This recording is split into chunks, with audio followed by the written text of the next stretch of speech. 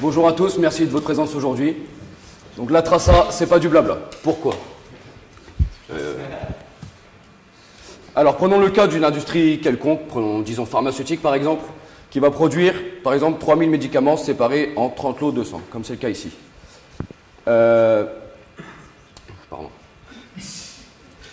Donc ces médicaments vont être produits à partir de mélanges différents, bien sûr, mais ils sont censés avoir la même composition, bien sûr, mais ça va varier de quelques milligrammes. Le problème, c'est que tous ces médicaments vont être stockés au même endroit, mélangés et pas repérés, c'est-à-dire aucune traçabilité.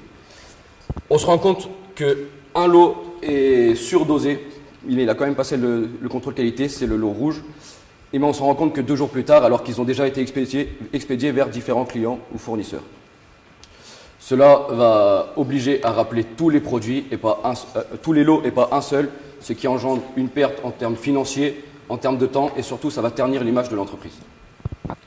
À la Fonderie de Bretagne, actuellement, la Fonderie de Bretagne produit des pièces pour le groupe Renault, des pièces automobiles en fonte.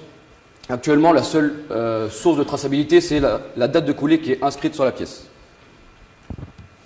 Notre but, c'est de rapprocher l'entreprise de son but ultime, donc une traçabilité pièce à pièce, parce qu'actuellement, lors d'un rappel en cas de non-qualité, c'est 4 lots minimum qui doivent être rappelés. Pour cela, pour diminuer ce chiffre de 4 lots, on a décidé d'avoir 3 approches. Une approche qui consiste à améliorer la maîtrise du process, une approche qui consiste à améliorer le marquage, et enfin, une approche qui consiste à améliorer les solutions progicielles. Donc, améliorer la maîtrise du process consiste à savoir en temps réel où se trouve chaque pièce, que ce soit dans le stock ou en cours de production, et savoir à quel lot elle va appartenir. Cela nécessite donc de connaître tous les flux et de les prévoir à l'avenir. Pour connaître tous ces flux-là, il faut les cartographier, mais par la suite, ça va nécessiter la création d'une politique de sortie de stock inexistante pour l'instant chez Fonderie de Bretagne, imposer des règles d'allotissement et de désallotissement, et étendre la méthode FIFO, First In, First Out, partout dans l'entreprise.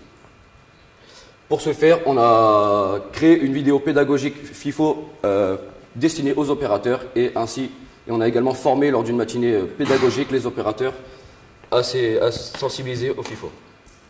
Ensuite, comme je vous l'ai dit, actuellement, il n'y a que la date de coulée qui est inscrite sur les pièces. Donc le marquage, c'est écrit en chiffres et on a décidé d'améliorer le marquage par un système de points binaires en fait. On va convertir les chiffres en points binaires, donc des creux ou des bosses, pour tout simplement que ça soit lisible par un système de vision. Donc ce système est présent ici. Il va pouvoir également faire de la comparaison de forme, du comptage, du contrôle qualité. Et il sera également relié à une base de données remplie tout au fur et à mesure du process par les opérateurs. Donc cela permet, si on scanne la pièce, d'avoir toutes les informations directement et de ne pas remonter tout le flux d'informations.